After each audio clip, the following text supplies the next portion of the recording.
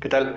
Muy buenas tardes, bienvenido, una semana más de trabajo. El día de hoy vamos a comenzar con los temas que vamos a construir en función de los conceptos que discutimos la semana pasada.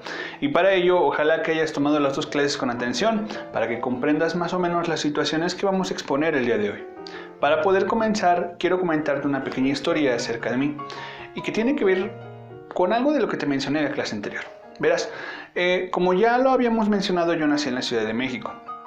Y en realidad, cuando era niño, pensaba que ese iba a ser mi lugar de residencia para siempre.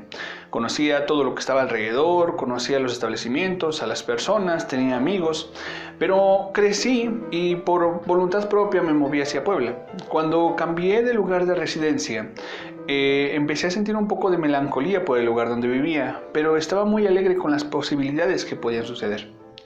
Y no pasó mucho tiempo cuando mi orden de trabajo salió para poder trabajar en la Sierra Norte, es decir, a 4 horas de distancia de donde vivo. Y entonces, el primer día que me fui, pues el panorama ya no fue tan divertido, ya no fue tan esperanzador. En realidad, yo no quería irme, pero la situación de trabajo me movió. Y las primeras etapas del tiempo que pasé en mi nuevo lugar de trabajo fueron un poco difíciles. Ahora que lo pienso, en realidad no debieron de haber sido tan complicadas. Porque en realidad estaba llegando a un lugar donde las personas hablaban mi mismo idioma, estaba llegando con un lugar de trabajo seguro y estaba llegando con la posibilidad de ampliar mis horizontes sin ningún problema. Nadie me iba a juzgar de dónde venía y nadie me iba a expulsar a dónde llegaba. Entonces en realidad lo único que sentía era más bien incomodidad porque se estaba rompiendo mi normalidad. Pero ¿te imaginas cómo sería la situación del lado contrario? Es decir, que llegaras a un lugar donde hablas y no te entienden, que llegaras a un lugar donde la gente no quiere que estés, o que llegaras a un lugar donde tus aspiraciones van a ser cortadas por el origen que tienes. Esa misma situación que estamos describiendo, toda esa parte negativa, la viven miles de personas a lo largo del planeta que han sido desplazadas en especial por escenarios de guerra. Y el día de hoy vamos a hablar de esas dos cosas, de los migrantes, que son las personas que se mueven por necesidad, y de los desplazados, que son las personas que se mueven por obligación. Entonces, empecemos juntos este viaje.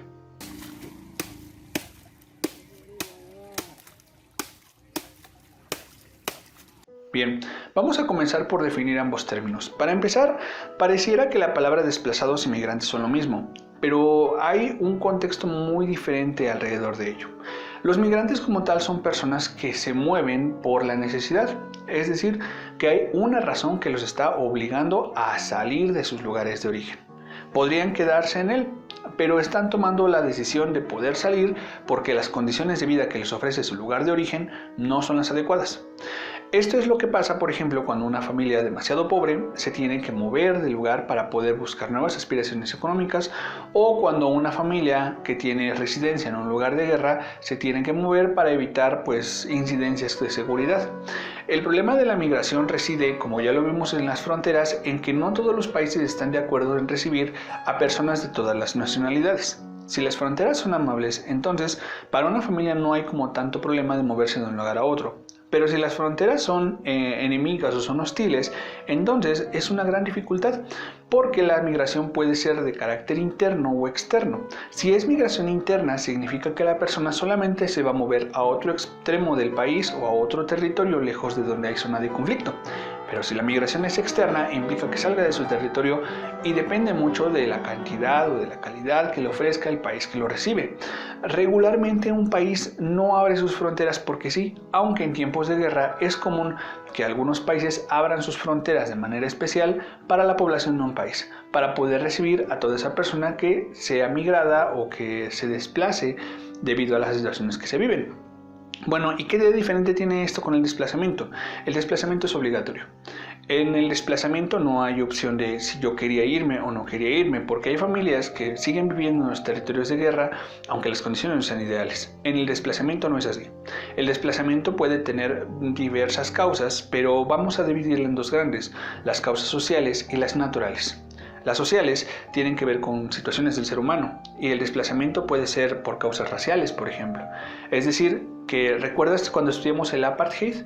Bueno, la población blanca desplazó a la comunidad negra de Sudáfrica. Es decir, no les dio la opción. los quitó para poder crear zonas económicas más fructíferas o para poder solamente delimitar la cuestión racial en los barrios.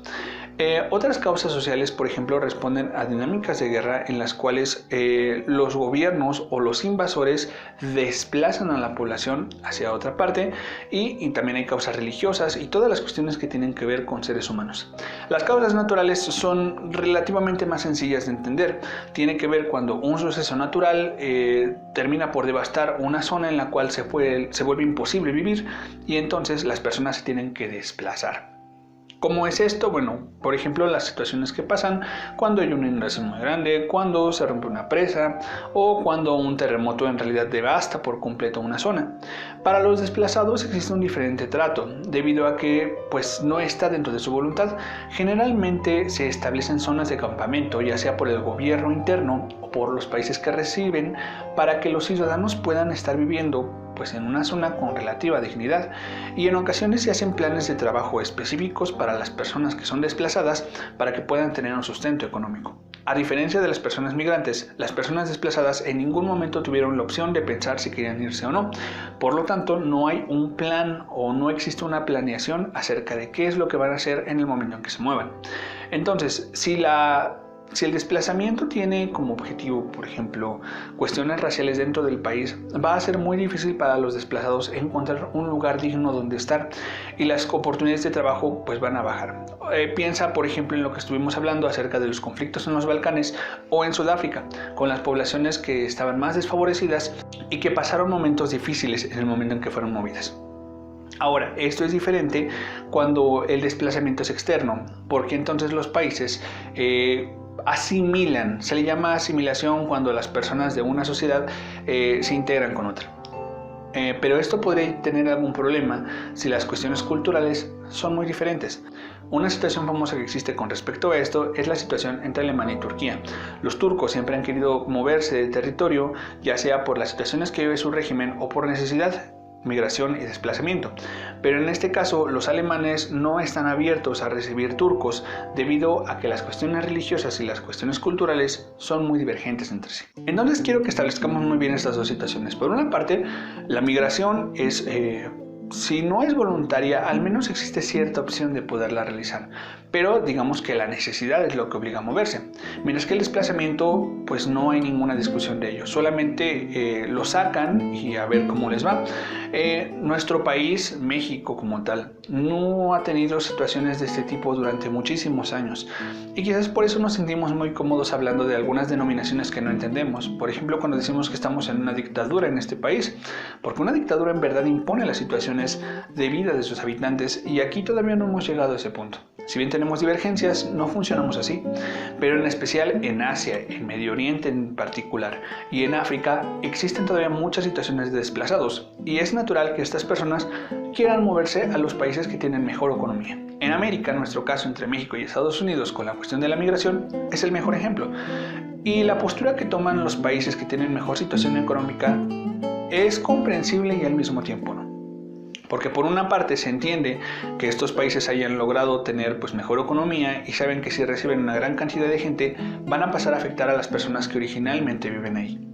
Pero también examinar el origen de su riqueza y que muchas veces viene de la explotación de estos mismos pueblos que ahora se ven amenazados, no justifica como tal entonces el rechazo acerca de que no vivan de ellos. Hay una situación muy complicada aquí y esa es una de las primeras causas de la xenofobia. La xenofobia como tal, ya lo explicamos en la clase anterior, es el miedo a los extranjeros. Pero no es el pánico de ver uno y echarse a correr, más bien es el miedo a que un extranjero te quite tu trabajo o te quite a las personas que tienes en tu país. Por decir un ejemplo muy tonto, que un extranjero termine por hacer pareja con alguien de tu país y pienses, es que a mí me pudo tocar esa oportunidad. Es una situación delicada de ver porque por una parte la xenofobia naturalmente es algo ilegítimo y es un sentimiento que vulnera la condición humana, pero también es cierto que la multiculturalidad rompe precisamente las cuestiones de las culturas y eso va como enrolado a la cuestión de la globalización. La justificación acá es que esos migrantes no se tendrían que mover si los países grandes hubieran hecho algo desde mucho antes para que las situaciones en las que luchan no sucedieran. Es un tema confuso, pero espero que puedas despertar tus propias opiniones acerca de esto. Vamos a seguir hablando de esto en la siguiente clase, cuando examinemos las cuestiones de la identidad cultural y de la identidad nacional, y comprendas un poco tal vez por qué a veces es un poco difícil recibir a las personas de afuera. Pero te comparto, nuestra cultura no sería nada sin la mezcla de las culturas anteriores. En realidad la cultura no es definitiva, evoluciona con el paso del tiempo. En fin, no olvides suscribirte, dale like a nuestras redes sociales, síguenos en el canal, espero que te haya gustado esta clase y nos estamos viendo para más trabajo el día miércoles y pues sigamos entendiendo un poquitito de cómo se organiza este mundo moderno. Soy tu maestro Enrique Flores y nos vemos pronto.